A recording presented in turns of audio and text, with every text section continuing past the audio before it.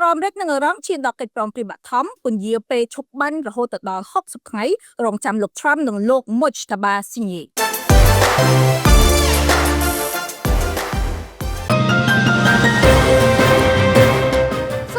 លោកស្រីមកកាន់កម្មវិធីពីនេះពីនោះពីទីផ្សារដោប្រាក់ តែរដ្ឋអាមេរិកនិងអឺរ៉ុបត្រូវបានគេរាយការណ៍ថាបានជឿដល់កិច្ចព្រមព្រៀងបឋមស្ដីអំពីការពន្យាពេលបទឈប់បាញ់បន្ថែមរហូតដល់60ថ្ងៃទៀតក្នុងសង្គ្រាមដែលបានអូសបន្លាយជាច្រើនខែកន្លងមកនេះទោះបីជាកិច្ចព្រមព្រៀងនេះនៅត្រូវការអនុម័តចុងក្រោយពីប្រធានាធិបតីសហរដ្ឋអាមេរិក Donald Trump មុនអាចចូលជាធរមានផ្លូវការតាមប្រភពអន្តរជាតិកិច្ចព្រមព្រៀងថ្មីនេះត្រូវអនុញ្ញាតឲ្យភាគីទាំងពីរបន្តចរចាអំពីការបញ្ចប់សង្គ្រាមរយៈពេលវែងក៏ដូចជាបញ្ហាកម្មវិធីនុយក្លេអ៊ែររបស់អារ៉ាំក្នុងនោះក៏មានការពិភាក្សាពាក់ព័ន្ធទៅនឹងស្តុកអ៊ុយរ៉េញញ៉ូមកម្រិតខ្ពស់និងការបន្ធូរបន្ថយទណ្ឌកម្មសេដ្ឋកិច្ចផងដែរប្រពន្ធជាច្រើនបានបញ្ជាក់ថាចំណុចសំខាន់ក្នុងកិច្ចព្រមព្រៀងគឺជាការបើកដំណើរការឡើងវិញនៃច្រកសមុទ្រ Hormuz ដែលជាផ្លូវដឹកជញ្ជូនប្រេងដ៏សំខាន់បំផុតរបស់ពិភពលោកកន្លងនេះវិបត្តិនៅក្នុងតំបន់នេះបានធ្វើឲ្យតម្លៃប្រេងនិងថ្លៃដឹកជញ្ជូនសកលកើនឡើងយ៉ាងខ្លាំងណាមិញស្ថានភាពនៅមជ្ឈមបូព៌ានៅតែមានភាពតានតឹងខណៈដែលការវាយប្រហារយោធាមួយចំនួនបង្កកើតមានឡើងទោះបីជាមានបាត់ឈប់បាញ់ក៏ដោយអឺរ៉ុបក៏នៅតែមិនទាន់មានការប្រកាសស្គាល់ជាផ្លូវការថាកិច្ចព្រមព្រៀងចុងក្រោយត្រូវបានបញ្ចប់រួចរាល់នោះទេ